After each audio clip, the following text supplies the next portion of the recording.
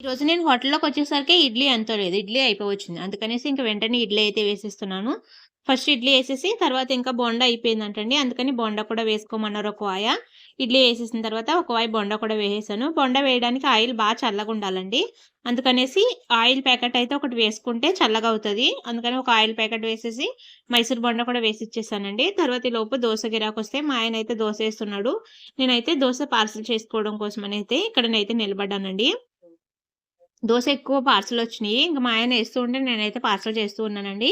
మా మాస్టర్ అయితే ఇంక పూరి చేసుకుంటున్నారు. పూరికి కూడా ఎక్కువొస్తూ ఉంటారు. ఇంకా దోసకి కూడా ఎక్కువొస్తూ ఉంటారండి.